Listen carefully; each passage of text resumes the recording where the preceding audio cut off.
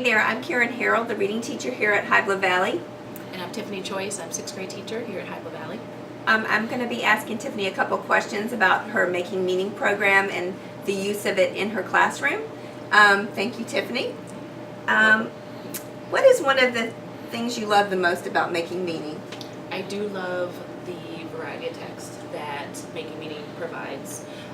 I think the level of text, as far as we use in many lessons, provides a great variety of interest level and topics that I never probably would have thought of in regards to it using in a lesson.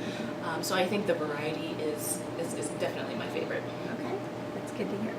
Okay, how do lessons from Making Meaning scaffold the skills being taught from the pacing and planning guide? I like how the planning, as far as using the different lessons, they scaffold upon each other as they basically start small and then of course add on. And I like the fact that they add on to the lessons in regards to what's being taught.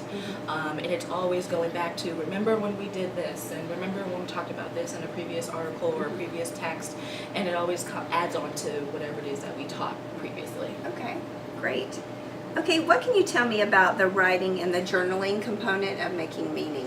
I like how the writing and journaling pieces we do together, and it's great modeling to do together, to think together, and even to write those pieces together, because what I'll do is, of course, use that for independent writing time and have them be able to think on their own. So the Making Meaning provides really great questions and graphic organizers in regards to getting to students to think about it, and we can do it together on a text we've talked together, on a text that we've read together, and it's just a really great model. Okay, all right. How do the lessons in Making Meaning support the whole class instruction as well as small group instruction? Definitely whole class. I believe that it provides everyone the same opportunity to engage in the text, no matter what level that you're independently reading on. So that way we're able to get the really great quick thinkers to model in regards to the teacher, of course, being able to facilitate and engage in those conversations. The lower level readers, they're able to hear what really great thinking is being demonstrated and practiced, and it really provides, as far as whole group instruction, it provides a really great balance, and just here's what you should do, and here's what this kind of thinking looks like. And then I'm able to take that back into small groups and guided reading and remember when, and refer back to that, and it just really is a great balance for that. Okay, all right. How do you use the anchor charts from Making Meaning? I use them, of course, the Making Meaning program does a really good job in regards to, for some cases, they will start off with this anchor chart with this title, and then with each text or each skill that's being taught, we'll usually add on to it. And basically, it really does a good job, again, with that whole scaffolding piece. It just kind of ties in together visually. Here's an anchor chart of previously things that we've taught, and being able to add on to that. So, and always being able to refer back to it. Remember when, especially when a new text is being introduced, it's always that great visual. That's great. Do you have a favorite one that you refer to often with the kids? I have used this one most recently and quite often. It's Ways, Articles, and Form. And so basically we looked at a lot of, this was in the fact where we were looking at a lot of nonfiction. And we were knee deep in it, and we were just looking at all different kinds of ways that authors were informing us. And so we started with one that had a bunch of quotations from people in different perspectives, and it was a really good one. And then basically each week we added a new text, and with each new text came a new purpose. Okay. And so each and every time we added to this each week whenever the new text came up, and then of course if we're doing something in guided reading or small groups, it's like, oh yeah, remember when, and I can just go ahead and point back to that particular chart. Okay. Hi, my name is Katrina Dush, and I teach 5th grade here at HVES. I've recently started using Making Meaning in my classroom. What I like about it is that all the lessons are laid out for you in this book, and that even has the student resources. What I have really come to love is all the great books that we have for read-alouds. Yesterday I was reading The Van Gogh Cafe with my students, which generated a lot of great questioning and inferences, and it was all about how a building can hold magic, and the conversations and questions were just amazing what they were talking about. And it sparked like questions even about who is Van Gogh and why it would be called the Van Gogh Cafe. So we had to have our stopping points where the students were talking to each other about their questions, and we had a great conversation afterwards. So what I really like about Making Meaning is the books that are shared. I've also used in my classroom this rainforest book, and this was great for nonfiction text features and going through a nonfiction book together, and we used post-it notes to talk about different things, and it was just high level of interest books. Hi, I'm Molly Scudder, and I teach 4th grade. Making Meaning has been a wonderful addition to the classroom this year. For the teacher's perspective, it has offered a wide variety of mentor texts and also student library books for the students to read. It complements our standards and curriculum very well for 4th grade. And when you think about the student workbook and looking back at that for the students to reference to, it has functional format, which is something our students really struggle with here at Hybla Valley. And in there they can go back and use that information and work on those strategies, as well as graphic organizers.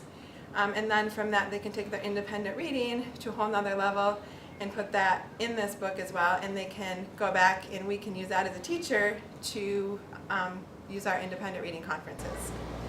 Hi, my name is Kelly Anderson. I'm a 3rd grade teacher, and I love using Making Meaning with my 3rd grade class because it really helps my students develop their higher level thinking skills. A lot of the questions are higher level questions, and they're already pre-prepared for me with each read aloud, so it saves me a lot of time and it brings out those skills in my students.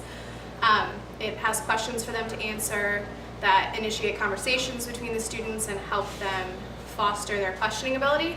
And I also love using the Making Meaning classroom library. I use it during my independent reading conferences as strategy books, and I feel comfortable using those books because they're aligned to specific strategies, so I'm confident that I'm giving a student the book that will help them best with that skill.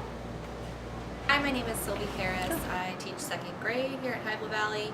I really have enjoyed using Making Meaning because as a new teacher it's been really difficult to kind of establish a total framework and a great way to lesson plan, and Making Meaning is very helpful with that. The kids have really enjoyed Making Meaning. They really love the partner work that we've been doing, and a lot of the read alouds are very relatable to the kids and they really seem to enjoy them. It also allows me to kind of gauge what my kids need more support with, and allows me to really have them develop the questions rather than me asking them myself. So I would definitely recommend it to any teachers out there who want a great language arts program and want a bunch of great read aloud lessons. My name is Liz Feller-Howard, and I am a 1st grade teacher. I think the thing that I probably like the most about the Making Meaning program are the quality of the text that it has.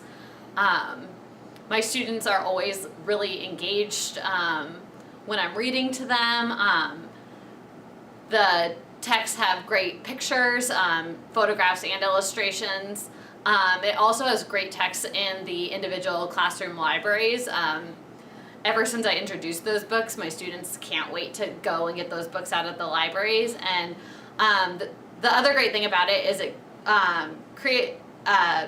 satisfies a broad range of interests as well as reading levels. My boys who are obsessed with dinosaurs can find something to read, as well as my girls who are really interested in ballet and everything in between. And so it's been a great addition to our classroom and the resources that we are already using. My name's Hannah Tate, and I'm a kindergarten teacher here at Hybla Valley. And ever since we've started using the Making Meaning, I've really enjoyed the vocabulary part. And in it has words from the read aloud from the strategy we're teaching. And we go through the lessons with it comes with the words and the pictures.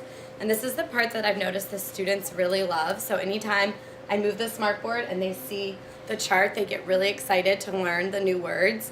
And they've really been using them throughout the day. They get excited, and I thought it would be hard to learn the words that are, they're not used to reading and seeing in books or hearing, but they love to use them and get really excited. So that's been one of my favorite parts of the program.